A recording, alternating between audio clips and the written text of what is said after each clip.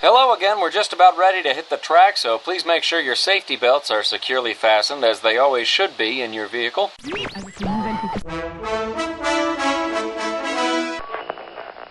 This is Tower. Launch sequence engaged. George Washington, John Adams, Thomas Jefferson. I love them crazy planets. Yeah. WDW Radio, your information station.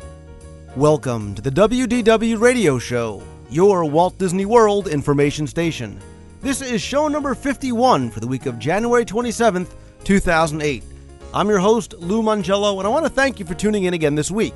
Unexpected circumstances have prevented me from producing a regular show this week with a variety of different segments. However, this is going to be a great opportunity to answer many of your listener emails that cover a broad range of topics, so Jeff Pepper is going to join me as we answer your questions together. Next week's show is going to return to the regular format, so sit back, relax, and enjoy this week's episode of the WDW Radio Show.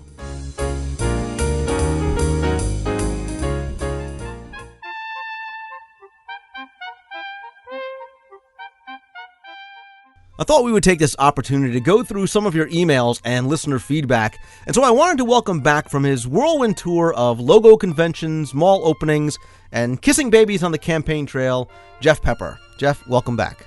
Hey, buddy. It's been a while. Long time. I'll tell you. Your fan missed you. Yeah, I understand he emailed you every week. Thanks, George. Well, you keep those checks coming. I'm sure he'll keep emailing me. But I thought it would be fun if we could address some of these emails together, because they've unfortunately been piling up, and let's try and get through as many as we can tonight. What do you say? Our first email is from Andrew over in England, who writes, "Hey Lou, love the show. It gives me a touch of magic as I make the dreary commute to and from work every weekday. And from your and other guests on WDW Radio's recommendations, I've booked my girlfriend and I into a 2-week stay at Port Orleans French Quarter this coming August for a surprise trip as a birthday gift." Nice gift. "This will be our 3rd year in a row making the trek over the Atlantic, and like to make it somewhat special. I'll be booking the Keys to the Kingdom tour, again based on your recommendation, and I thought I might as well go on all-out Lou-sponsored trip. Lou-sponsored trip, that doesn't mean I'm paying for it, just Lou, maybe it's a Lou-recommended trip, by asking if you have any recommendations for great places to eat aside from the premier restaurants that I already have in mind: Cinderella's Royal Table, Le Cellier, Coral Reef, Yak and Yeti, and the Teppanyaki Japan place." Wow, somebody's been on the phone with ADR early in the morning. "I was thinking about maybe Victoria and Albert's, but was put off by the idea of spending over $90 per person on something which we might not even like, with it being a set menu. I know it's gourmet food, but is it all bizarre stuff like stuffed quail eggs and hummus, or is it something more edible?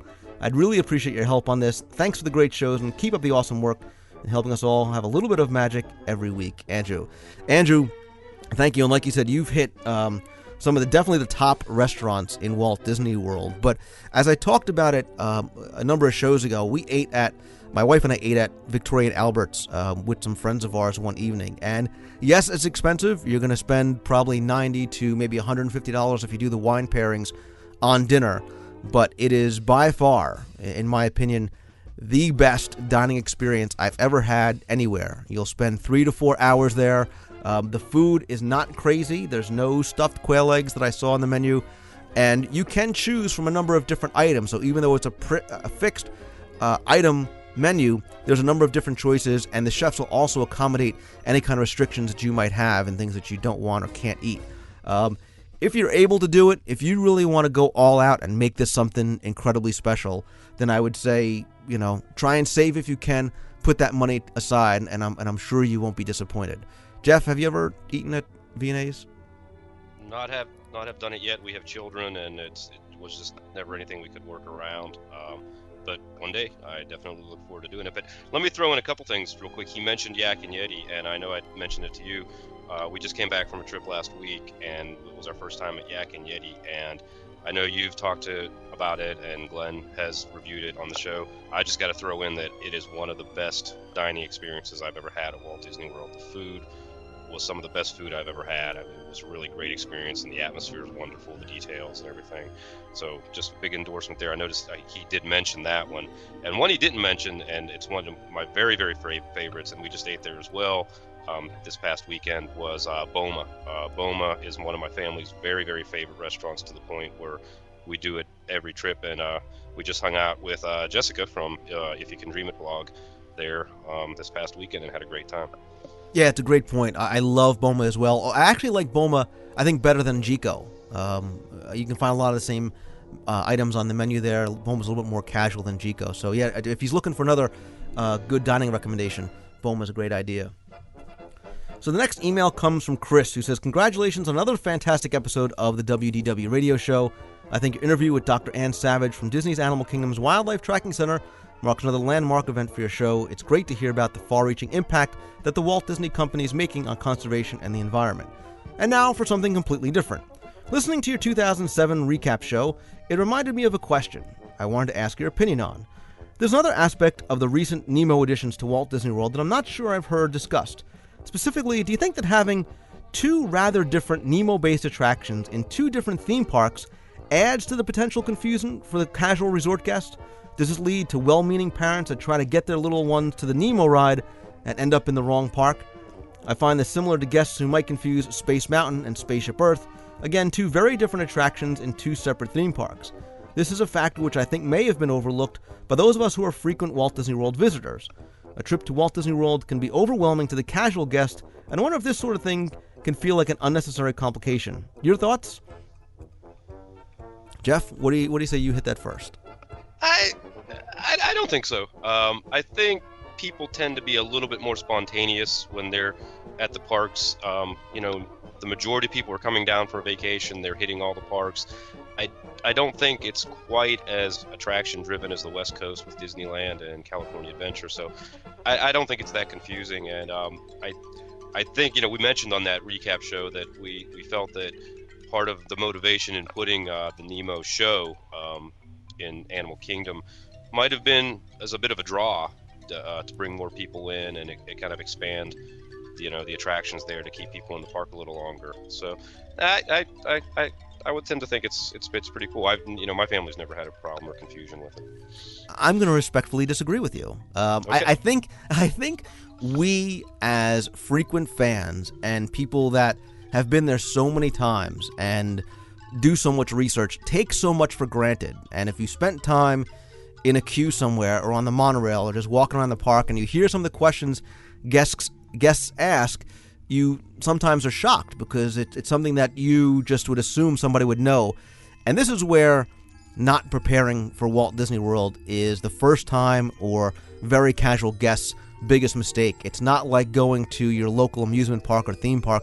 You need to plan. And the one thing I did notice, Jeff, was when I stay on property and I'm watching the local Orlando stations, over the past year or so, they now have a new commercial, and when they talk about Nemo, they're very specific in saying that, now Finding Nemo, that there's two attractions in two separate theme parks, because I think maybe people were going to, and you know what, if somebody's going down there and their kid is dying to see the Nemo ride, and they end up in Animal Kingdom, and their kid is not all that enthusiastic about sitting through a 45-minute show, that can make for an awful little bit of time for mom and dad. So, it probably doesn't happen all that often, but I would guess it probably happens here and there. And I'd love for a cast member to weigh in on that and see how many people maybe go up to them and say, "Hey, I'm in Animal Kingdom. Where's the Nemo ride?" Your points are well taken. I will agree with you on that end. And we don't want to open the whole Jeff kettle of fish of appropriateness to theming and blah blah blah. See that? 3 years of law school, baby, finally paying off. All right, Terry Abbott wrote, and her question is, I've heard a rumor about a hard-ticketed Halloween event next year at the studios. Any updated information on that? We love the special events, and we'll be attending our 6th Mickey's Very Merry Christmas party in December of this year. Great to meet you, Terry Abbott.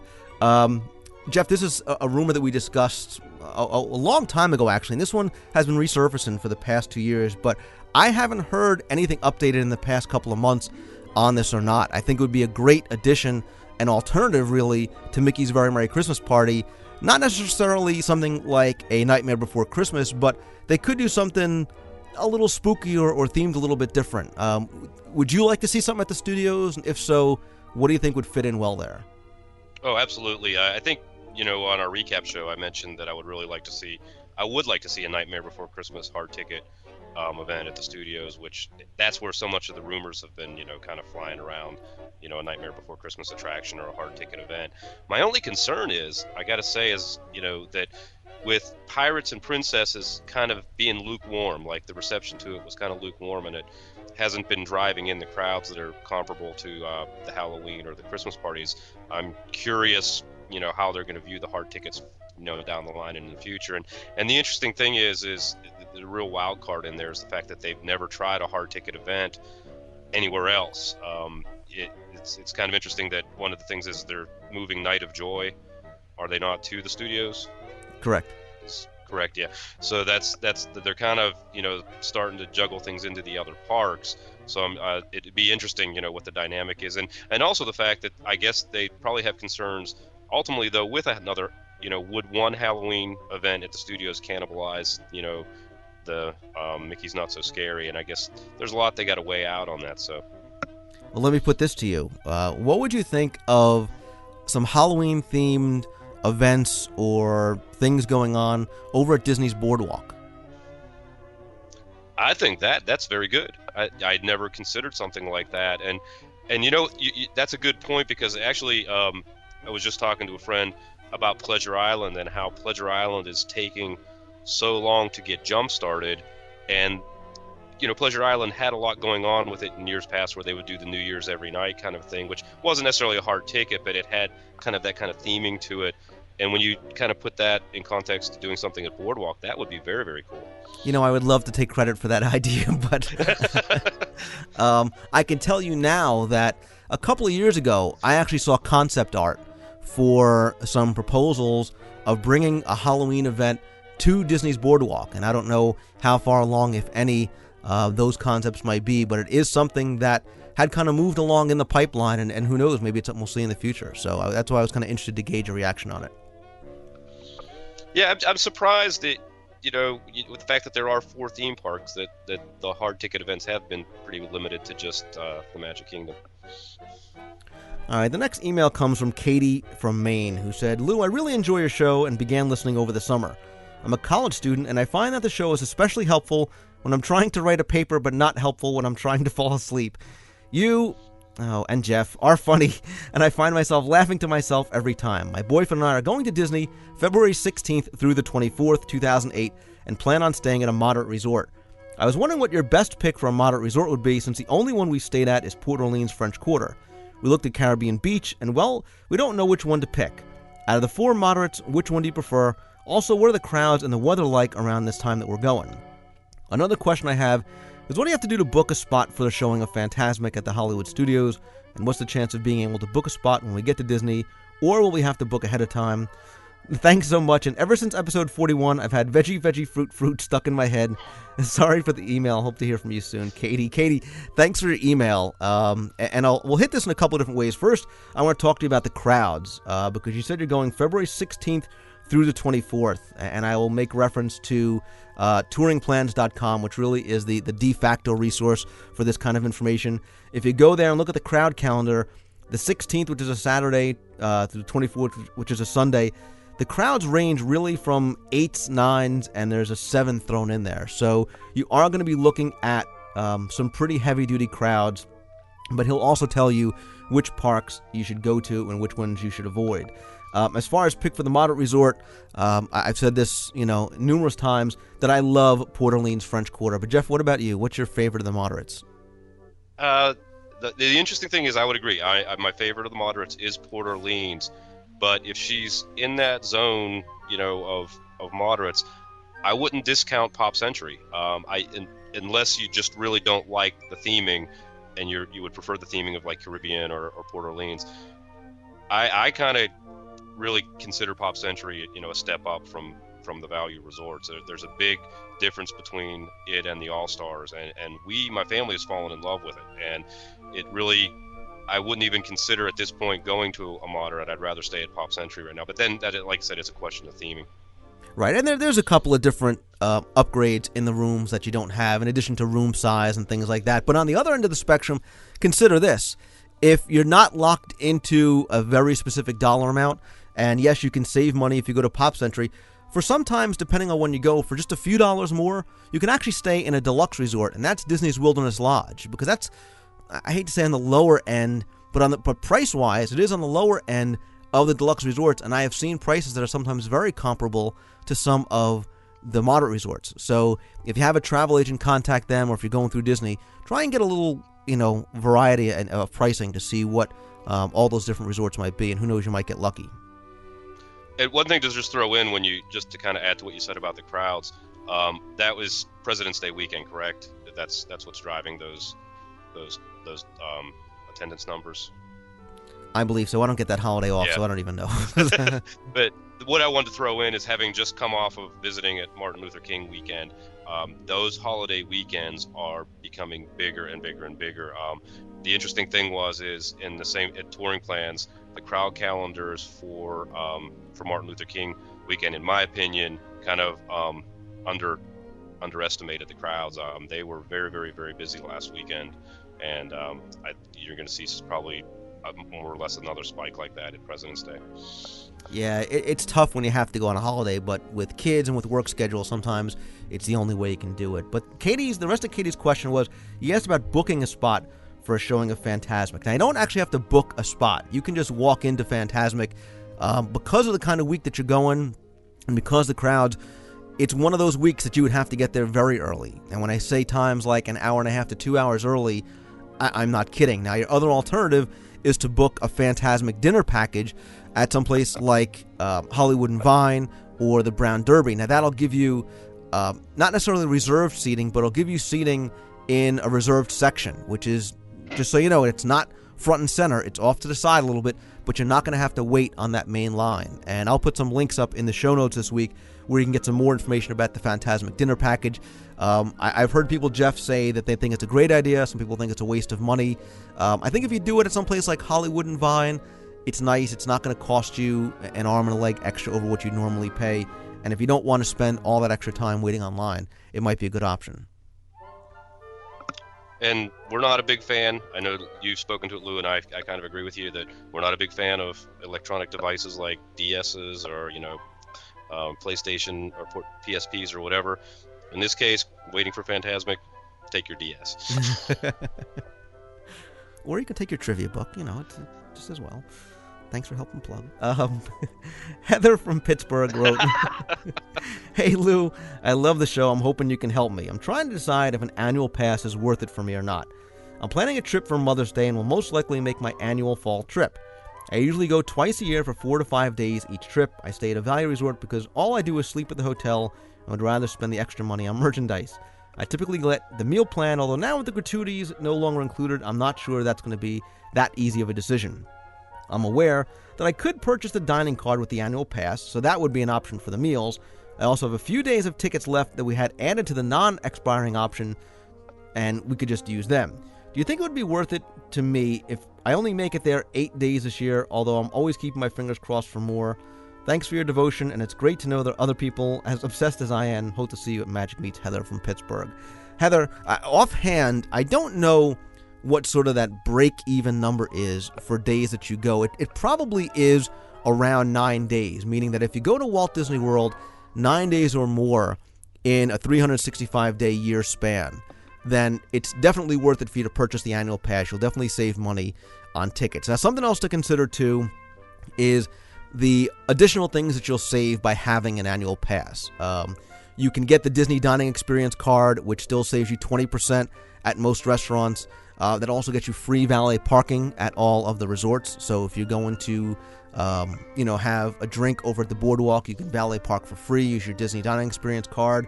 I think at 8 days, maybe what you want to do is take those remaining days on the cards that you have, turn those in for credit towards an annual pass. Maybe get the annual pass and see. Who knows, I might even encourage you to visit maybe more than just twice a year. But if you're going 4 to 5 days each trip, man, now you're kind of bordering on 10 days. The annual pass is probably the way to go. And you save on merchandise, too. And let me just throw in, and you can take this as either a pro or a con depending on how you're feeling about it, is that when you do get that annual pass, you'll find reasons to go more often. I got one last year, and then when my family went down in October, we decided that we would, over the 12 calendar months that we would be going down over the course of the next year, we were going to take at least 2 vacations. So we just rationalized that's going to be the way to go, similar to what she was talking about. And instead of just doing 2 now, we're going a total of 4. Planned it out. So, like I said, it's pro or con. It's going to entice you to go more often, and that could be either a good thing or a bad thing depending on what your budget looks like. But it happens. Yeah, but because now what happens is you're sitting at work and you end up hopping on Expedia or JetBlue or Continental. You're like, let me just see. And you see that $49, $59 fare, and you're like, well, wait a minute. I can go $59 each way, and Pop Century's $60. Now all of a sudden, I don't have to worry about buying tickets. We can go down for a weekend, and I say get the annual pass. You won't get much argument from us on that one. No, the more trips to Disney, the better. Next email says, "Hey Lou, I was looking at an aerial photo of Walt Disney World and was surprised to see how close the monorail appears to be to Wilderness Lodge. It doesn't seem to be as close when you're actually riding the monorail, as I recall seeing the rooftop from a distance. And by the way, aren't those aerial photos from Google and others the best? What a great way to see Walt Disney World. Anyway, my question is this. Why didn't Disney put this deluxe resort on the monorail? Could they not have built it a little closer to the monorail and even offer some type of pedestrian walkway to the monorail? It just seems to be so close, and I'm wondering why not try it when they were initially designing it. It seems like a missed opportunity. Any thoughts?" And that comes from Joe. Joe and Jeff, I have a couple of reasons why I don't, a few reasons why. One is cost. The monorail is not as inexpensive as you might think it is to build it, especially when you also factor in the cost of adding another spur, adding another station, and everything else that goes into that. Number 2, I think it would also affect the theming of Wilderness Lodge. I just don't see it fitting in with that rustic, very out-of-the-way theming. When we did our DSI on Wilderness Lodge, we talked about how as soon as you start going down Timberline Drive, you really get the sense that you are in the Pacific Northwest, and that big monorail, speeding by might sort of ruin that illusion just a little bit. And I think part of its charm is that you have to take a boat, for example, to the Magic Kingdom. And I think that's some of the allure of Wilderness Lodge. Yeah, I agree. I think the isolation, like we talked about, is a key component of its design. And the other thing is if you even look at those Google photos or the Google Maps or whatever, if they would have actually built the Wilderness Lodge closer so they wouldn't have had to have extended the track, that would have put it right really in the traffic flow going, they would have had to have altered roadways and everything. So it would have really been a huge construction, and they'd have to divert the existing roadways and the parking lot and everything like that, and it would have again lost that isolation. So I think that probably had everything to do with it. And again, when you think about it, to extend the track over to the lodge as where it stands now, they would have literally had the monorail shut down for an extensive amount of time. So I think those would have all been all the considerations there. Yeah, and I think Wilderness Lodge is one place that I would not foresee a monorail ever being extended to. So next email is from Andy Shelb, who said, "Lou, I have 2 questions. My buddies and I are taking our girlfriends to Walt Disney World the first week in March, and one is planning on asking his girl to marry him. We've been trying to come up with some creative ways to help him, but not sure what to do. You always talk about buttons for first-timers and anniversaries, but is there any Disney magical engagement things that they do? He'd really appreciate any tips you might have. If this is something you've covered on your show, just direct me to when you did it and what episode number it is. I've heard you say keep in mind their favorite character. Hers is Grumpy, but I'm not really sure how to have him incorporated in the proposal. While I'm sure you can't request a character to be there, do you know where you can find Grumpy in the park? I looked on Steve Sawyer's website, you mentioned a few weeks ago, but I couldn't find it. I've also wondered if you've ever seen a Ludwig von Drake character roaming in the parks." Andy, let's take the first part of your question first. Jeff, what do you say? Some creative ways to help him out with his engagements. Okay, so I'll take this part first. There's the famous Lou. Oh no, better not go there. Huh? Oh wow, yeah, that's another story for another podcast. But yeah, there are a number of creative things you can do, and one thing you have to factor into this is budget, because Disney will do just about anything within reason, if the money is right. And if you want Grumpy to appear, for your engagement, I'm sure they could make it happen, but you might not be having a wedding after that. There are things that they can do, and if he's going to do something, for example, at a restaurant, you can call ahead. They do some things where they will prepare a cake with a glass slipper. They'll put the engagement ring in the glass slipper for you. You can call the Disney florist. I know they have a bunch of packages. You can also call the wedding pavilion, and they might be able to provide some ideas or some information about some other things Disney can do or has done in the past, maybe to give you some ideas. As far as seeing Grumpy, I have seen him in Fantasyland, but it's been sporadic. He's not one of these characters I see all the time, and I've never seen Ludwig von Drake just kind of meandering around the parks. Have you? That would be you, Jeff. No, I never have seen him, and it's interesting because there's a lot of really obscure characters that come popping out at times that you would never think have been characters. Clarice, the girl chipmunk that kind of goes with Chip and Dale. So, I mean, there's a possibility he's been out there. We'll have to kind of throw that out to the listeners to see if anybody's actually seen him. I have no knowledge of him ever being one. Yeah, if anybody has seen him or has any pictures with him, I'd love to see it. Maybe he kind of appeared in Toontown at some point, but I have no idea. Grumpy's always in the parades. That seems to be when I see Grumpy the most. Is he's always one of the key characters on the parade. Oh, place. true. But yeah, I didn't even think about that. All right, the next email comes from Bill, who said, "Hey Lou, the show, like Walt Disney World, seems to get better with age. In one of your recent podcasts, you spoke briefly about the Treehouse Villas at Lake Buena Vista. I have fond memories of staying there during the 80s, and it was a great place to stay. But have you been there recently? I had the chance to play golf earlier this year at the Lake Buena Vista Golf Club. You get a good look at the old villas when you're there, particularly along the 17th hole. The current status is, to say the least, un-Disney-like. The buildings are still there, but they're abandoned and in a state of disrepair. Fallen tree branches are left to rot on the porch. You can walk right up to the buildings and look inside the abandoned, dusty furniture and stained mattresses. I know they've been that way for at least the past 4 years. Any word on what's going on there? Thanks, Bill." Well, Bill, I know I've actually stayed in the Treehouse Villas before, too, and you want to talk about a unique place to stay on Disney property. Like you, I was very upset when they closed down, but they suffered severe hurricane damage back in 2003, 2004, somewhere around there, and I know 2 years ago, I actually drove up. There was a security gate there, but I kind of got out of the car and walked around a little bit just to try and take some pictures before security came by and whisked me away. But from what I understand, they have started to work on some of them, and I do think they are using them for some cast members, maybe some international program cast members. I'm not 100% sure if that's still the case. I know some of them were damaged pretty bad, almost beyond repair. So I have heard rumors of what they are going to try and do and won't do there because of some environmental issues. But obviously, as I hear anything more, I'll definitely cover it on the show. Jeff, did you ever stay there, or have you seen the Treehouse Villas?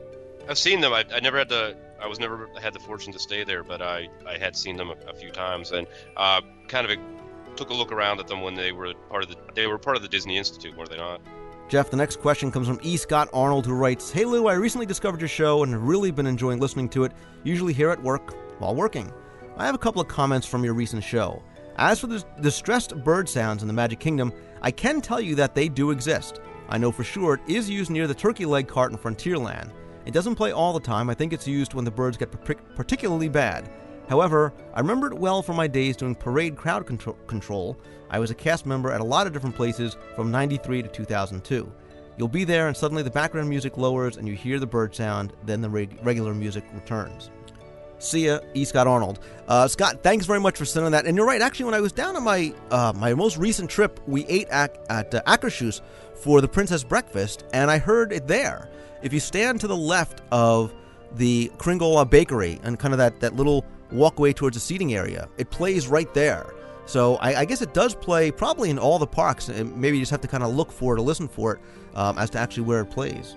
Well, I have a suggestion of where they need to play it, and that is the Starring Rolls Bakery at the studios, because we really like that particular spot, getting like a quick breakfast in the morning, but they have a real bird issue there.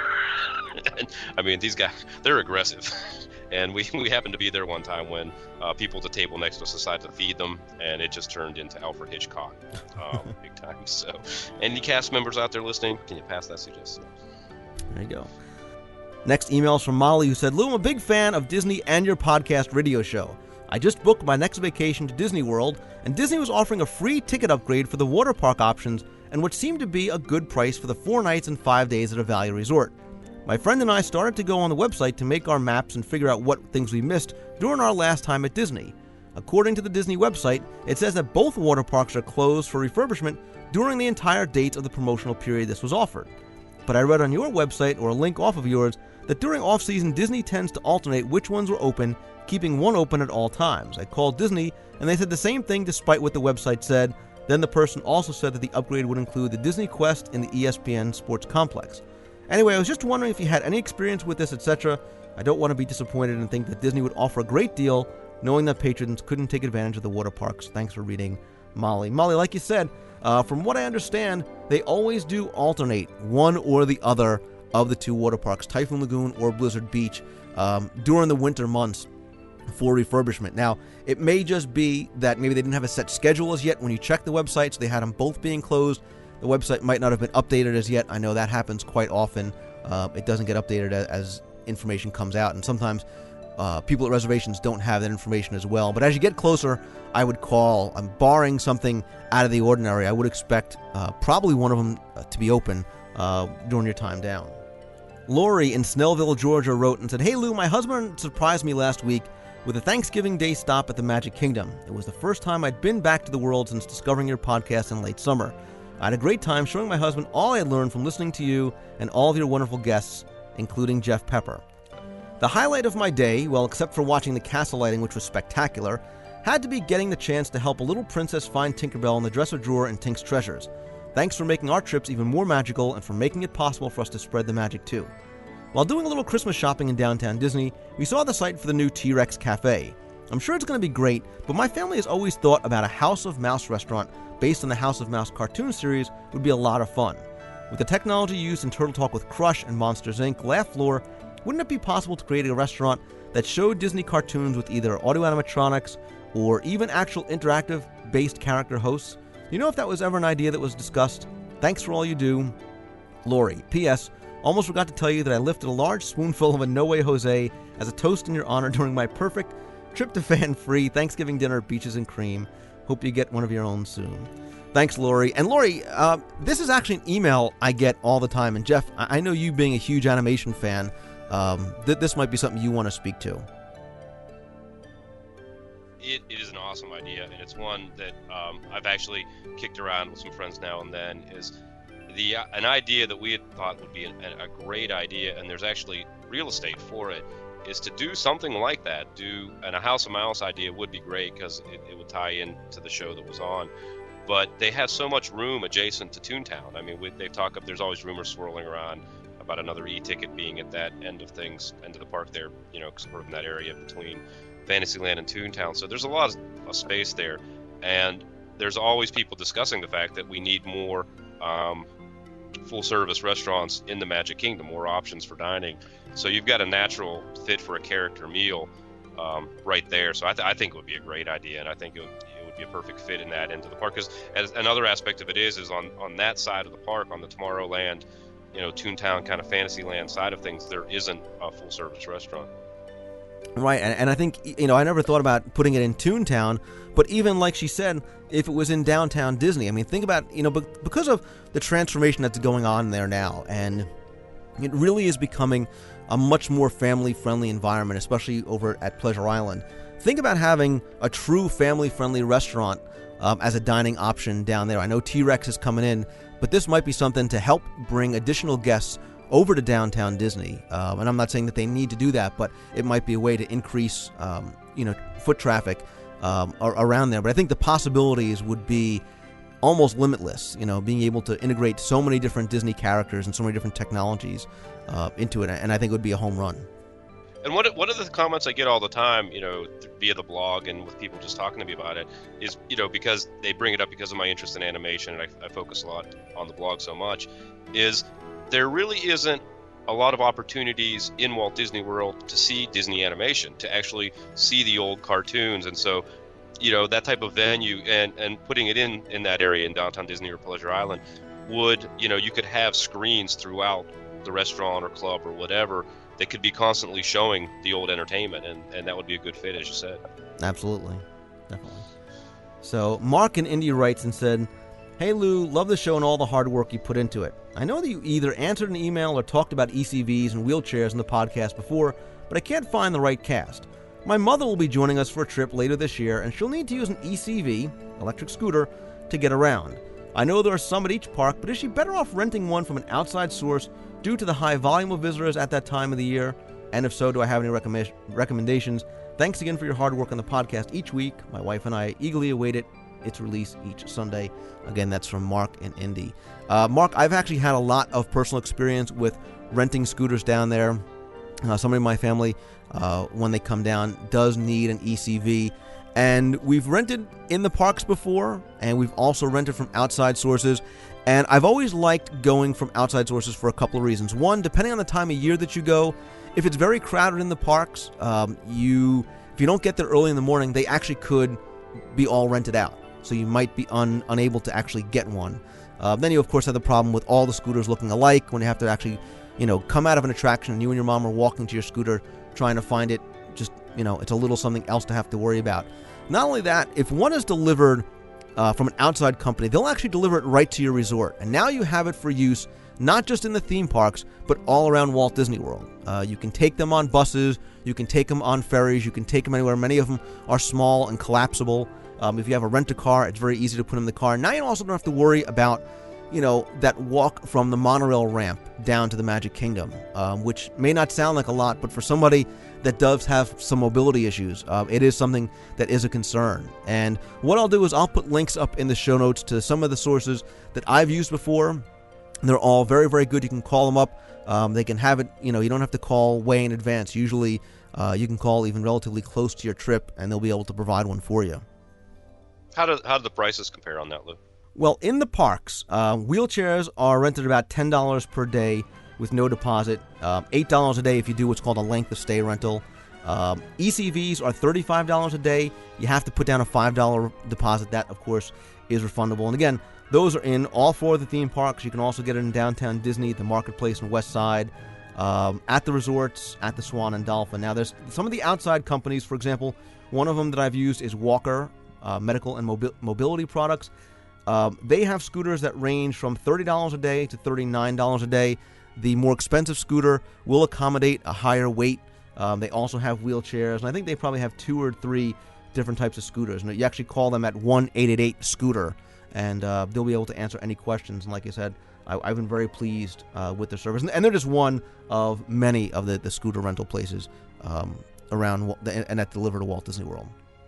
Next email comes from Dimitri, who writes, Hey Lou, love the show and congratulate you on the great work you're doing. Keep it up. But I had a few questions for you, and I was wondering if you had the answers. My first question is, why did Disney change the Spectromen's faces in SpectroMagic? Do you agree with the change? If so, why do you think Disney would ever consider changing them back? I really love SpectroMagic, and my favorite part is the beginning with the Spectromen, or should I say, was. I haven't actually seen the new Spectromen in person, but from what I have seen, they're a big disappointment. My final question is, what's the number one thing you miss from Walt Disney World that you wish could come back? Thanks for all you do, Dimitri. All right, so let's handle the first part first, Jeff. He's talking about in the SpectroMagic Parade, the Spectromen were these illuminated, white, clownish faces that cast members wore as part of their costume.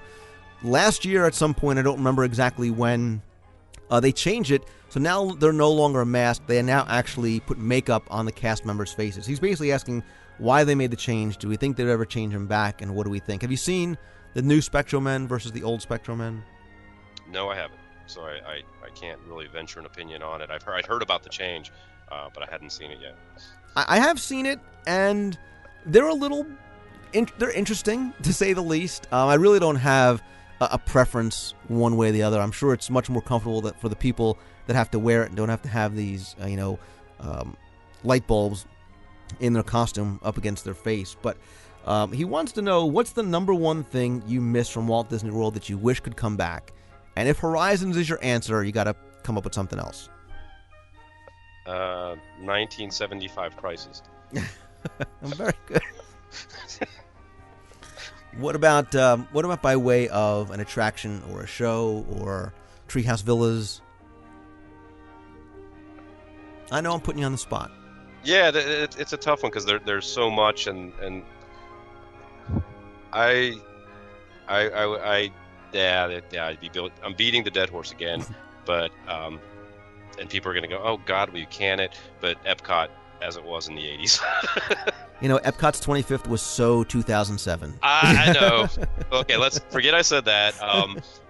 No, that's all right. I mean, I don't want to put you. I think again, I would probably say. Okay, I could give you a really good one. Go ahead. I could give you a really good one, because it was so fleeting, but it was so cool, and that was the Mickey Mouse review. Okay, very good, very good. I would probably say 20,000 Leagues Under the Sea.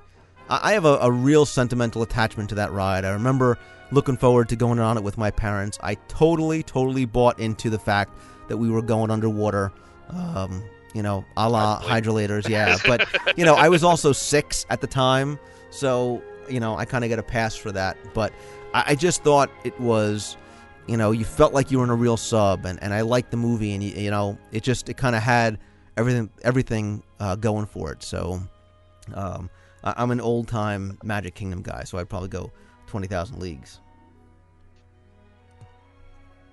I can throw in one more thing, and it's probably reflects one of my favorite times of Walt Disney World, and that was 1989, and it was when the studios opened, and I really enjoyed the first few years of Disney MGM Studios. I really liked the backlot tour as it originally was, with all the movie production going on, and I do miss that aspect of it. I wish that they would have kept up, and that actually brings me to the one thing that I now remember that I probably missed the most, and that is the animation studio that was there. That was the full working animation studio. That to me was a great loss when they closed it down. True. Yeah, I think the original studios, when they were a working production company, had just such a different feel to it.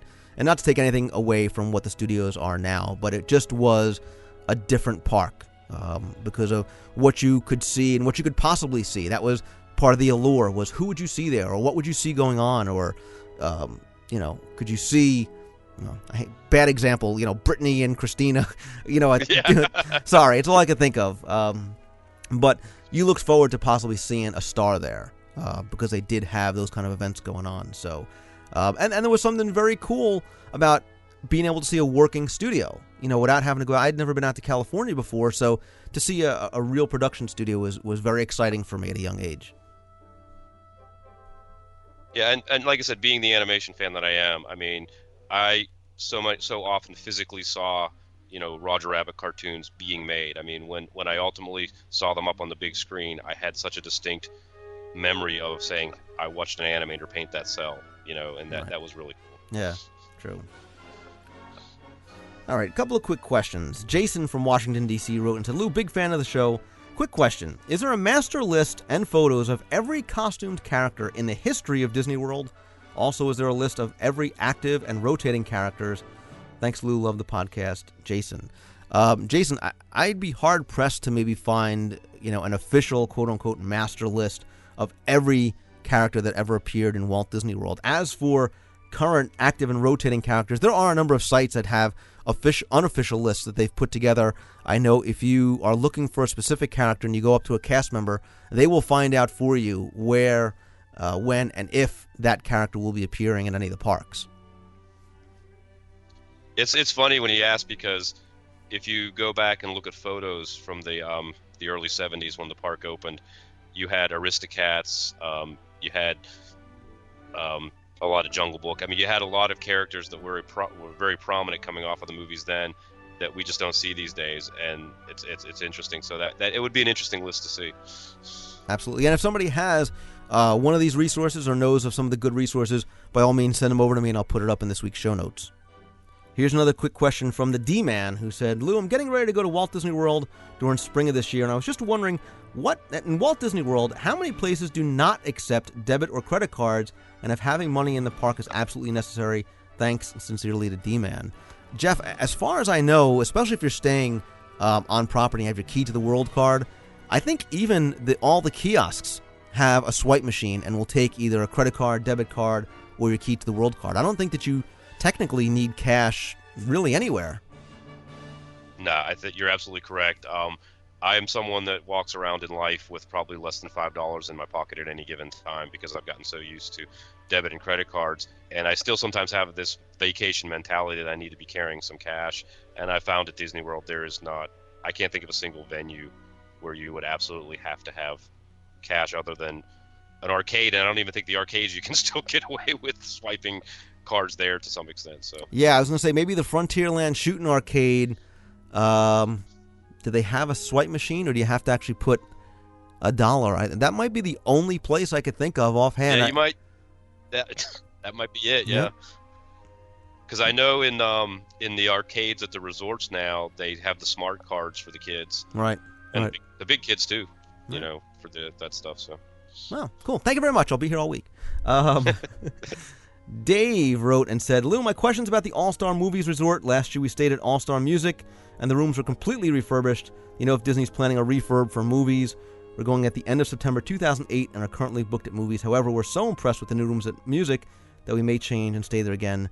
Thanks, Dave. Dave, I'm not sure when they're going to actually do any sort of upgrades to the rooms at movies. They usually do these things kind of in cycles. So if they did Music, chances are movies is in the pipeline somewhere. You can check the Disney website to see if they have any kind of updates. I'll also check again. I'll also make some phone calls to see if I can find out anything further. But as you start to get closer, you can maybe call and see and change a reservation if that's, of all that importance to you. Figment Mushu on the forum wrote to me and said, we're coming to Mouse Fest in 2008 and need some assistance in the planning. So here's the questions. We're looking forward to your episode of staying off property. Do many Mousefesters stay off property when they come down for Mousefest? We're looking at last year's Mousefest schedule and wondering will this year's schedule be similar? About when do you guys start the preparation or the plans for how Mousefest will go? I know it's early and the fest is far from today, but we're the kind of people who believe in the earlier the better policy for a trip like this one. Keep putting the smiles on our faces. Figment Mushu, planning literally starts taking place right after the last Mousefest ends. People on the organizing committee already start kind of debriefing one another as to what worked, what didn't work, what we'd like to change, what may change, what should change or should not change. As far as the schedule, it's far too early in advance to figure that out now. It has remained pretty consistent over the past number of years. I can't say definitively that it'll be the same way this year. As far as Mousefesters staying off property, I don't know. I honestly don't know what the percentage of Mousefesters that stay off property versus on property are. I know a lot of people like to stay on property just for the convenience, also getting in extra magic hours, things like that. But I do know that there is a large segment of the population that does stay off property. And yes, I will be doing a full segment on the show all about your off-property options because it's something definitely that we should explore. One thing to throw in there, Lou, that I heard you guys mention a lot prior to my going to Mousefest this year, and it's a really good piece of advice, is that if you can find someplace off property that is convenient, that's a good value, and you're happy with, definitely don't discount it, because as everybody has often said, you don't spend time in your room at Mousefest. And as a first-time Mousefester last year, I can testify to that. It was basically you slept, you showered, you went out the door. And so a lot of people will say that, a resort, staying on property resort is not a big key component of Mousefest. And in that regard, because you're on the go so much, that's very true.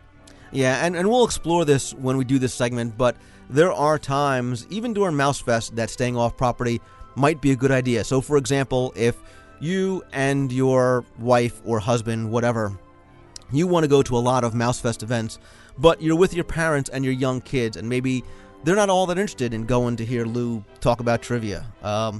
You can, if you have an off-property resort where you are staying in a villa that has your own pool and your own entertainment room and all things like that, the kids and the parents can get up later, they can make breakfast, they could spend a day there without having to worry about schlepping back and forth, and then when you're done with your events, you can come back, get them, and then spend the rest of the day in the parks. But like I said, we'll discuss this more in further detail when we actually get to that segment. Jeff, the next email is from Jay, who said, "Hey Lou, I'm a big fan of the WDW radio show and listen to it every week. helps me get my Walt Disney World fix, and I definitely need it being up here in Connecticut. But anyway, I do have questions, and this isn't just me rambling. I'm returning to Walt Disney World in September. My last trip was way back in November 2000. Yes, I know it's long overdue, but I'm still really excited nonetheless. Do you have any suggestions as to how I can effectively navigate the world without being overwhelmed? Thanks, and keep up the great work. Jeff Reed? How long was he staying? Or he gonna stay? Or did he stay? Yeah, Jay doesn't say how long he's gonna be staying for. That's kind of the broad question so many people ask, and just as you just alluded to in answering an earlier email, really do your research, get an unofficial guide, and really determine your priorities and which parks you really want to focus on. My family and I, we tend to be a 2-park-a-day kind of family. We're not the type that we'll just go to Epcot for a day or go to the Magic Kingdom for a day. We like to jump around and have a lot of variety in our days. And the other big thing is determining the time of year you're going, and do you want to do a lot of non-theme park activities, like do you want to do the water parks, do you want to do downtown Disney, and then just really get a good day-by-day plan. Fit your downtown Disney into the evenings when the parks might be closing early.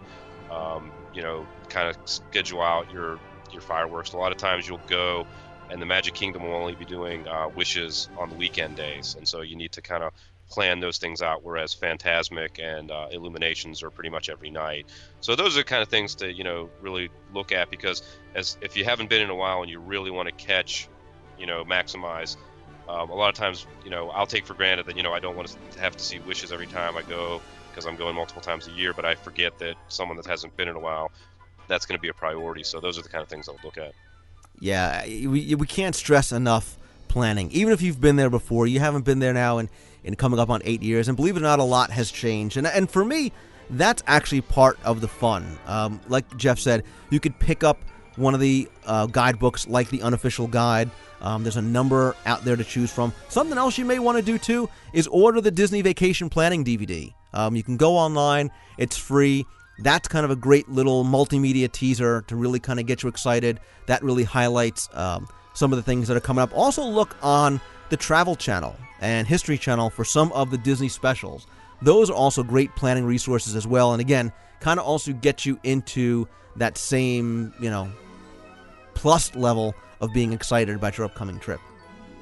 And one thing to throw in, and it's Lou and I's mantra, is that don't go whirlwind. I mean, a lot of times you are trying to maximize your time, but don't do it to the point where you're rushing through everything. We talk about slowing down and catching the details, and we hear from so much feedback from so many people saying that even when they only have a limited amount of time, by slowing down and really taking it easy and taking time to smell the roses, as it were, you get that much more out of your trip. Absolutely. So one more email comes from Laura, and she said, "Hey Lou, long-time listener, first-time emailer, love the podcast. We, family of 4, are going to the world in March. I have one ADR booked per day for most of our stay." Going back to our last email, planning ahead. "But I was wondering if you had any suggestions for restaurants that we may get into without an ADR. I know we may have to leave the park and maybe go to a resort, but that's fine. How about making one suggestion for each park? Thanks for doing what you do." All right, Jeff, you could take it first. Go in order, starting with the Magic Kingdom. One suggestion for each park that they could probably get into in March without an ADR. I'm going to say right off the bat that good luck. And I don't mean to be cynical, but we on our recent trip, we got there and we didn't do any ADRs in advance. And as I mentioned, we like BOMA, and we got there on a Saturday. First thing Saturday morning, went into guest service and says we want to get an ADR for BOMA, and the only ADR we could get for BOMA was 9:30 on Monday night, our last day. So the ADRs are tougher. We've talked a lot about the dining plans and everything. So I will throw that out there that, going in March, it's going to be one of the peak times with spring breaks and everything. So it will be tough to get last minute ADRs. Having said that, Magic Kingdom, I would say Tony's Restaurant would be a good choice. We've done some walk-ups there and have had relatively good luck. Did you want to go park by park, Lou? Or Yeah, I would. What's your pick for Magic Kingdom?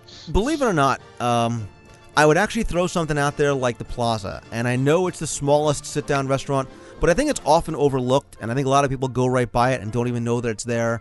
And I've actually had occasion where I've gotten lucky, walked up, and been able to be seated, especially if you're going, again, somewhat in an off time. But again, depending if it's a holiday weekend, if it's a busy weekend for whatever reason, if it's spring break, you might have to be a little more flexible than usual about what time you try and just do a walk-up. But it never hurts to ask. And realize, too, that you could pretty much do walk-up any time, and it's not like they're going to turn you away and say absolutely not. Very likely what they're going to do is they're going to give you a wait time, which could extend. It could be as long as, half an hour to an hour or whatever. But I think most of the time they will accommodate you. Has that been your experience as well? I have had a couple of occasions in places like Rose and Crown, Le Cellier, some of the World Showcase restaurants where they had specifically said, no, we're not accepting any walk-ups. Okay. So, but they're few and far between, right? They may give you a time that's 6 weeks out, but they'll give you a beeper and you can come back. So one thing just to throw in too is we've had really, really good luck with walk-ups in the studios. For instance, Prime Time has been pretty good about walk-ups. I mean, and when I say that, it's typically we'll go up and it'll be very, very busy, but in the same regard, we might wait 20 minutes to half an hour, but we've had good luck there. Sci-Fi Dine-In, for as popular as that can be, a couple times there we've done walk-ups and had reasonably good luck as well.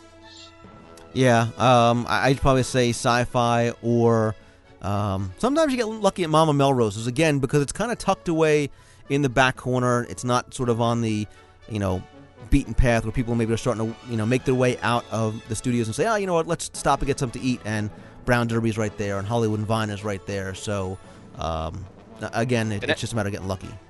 And actually, let me throw this out, because Lou, you've eaten there more than I have, but we walked right into Yak and Yeti, and I'm not sure how they're working yet. Are they doing ADRs for Yak and Yeti?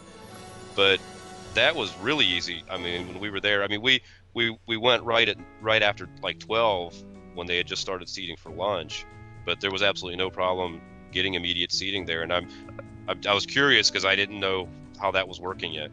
I think that's going to change very, very quickly. I think as the word gets out, and it's getting out thanks to, the viral folks aspects like of the end. Yeah. Because we praise Yak and Yeti so high, and I don't obviously mean just us, but people in the online communities who have started to talk about it, and maybe, people who might see the name Yak and Yeti and say, I'm not eating there, but find out what kind of dining experience it is. I think that's going to change very, very, very quickly.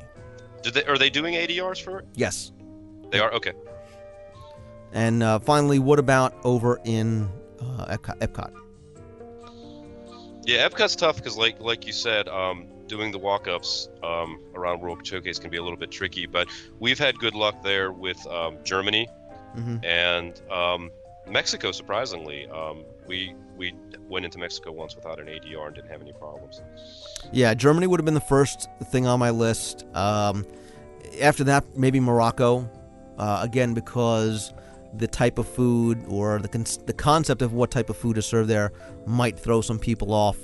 But there are some other places that are just real hard tickets. Chef de France, obviously Le Cellier, other places like that. You might even get lucky over at Tepanetto. I haven't really heard from people what the throughput there is like, and if people are able to walk up. So if anybody has any recent experience, by all means, please let us know. So, but Jeff, I think that's going to do it for this week's emails. Fortunately, we were able to catch up on a lot. If I haven't gotten to your email yet, as I say all the time, I promise I will get to it. I do have a lot more to get to, but by all means, please keep sending in your listener feedback and your comments and your questions. You can send those in to Lou, L-O-U, at WDWradio.com. You can also call the voicemail and be on the air by calling 206-202-4WDW. You want to call from the parks, you want to call with a comment, a suggestion for a segment on the show, anything you like. We love hearing from you. Jeff Pepper from 2719hyperion.com. Glad to have you back, buddy. I look forward to some upcoming segments that I know we have planned in the very near future. Yeah, we'll get back into the swing here. Thanks for having me, Lou. It's always a pleasure.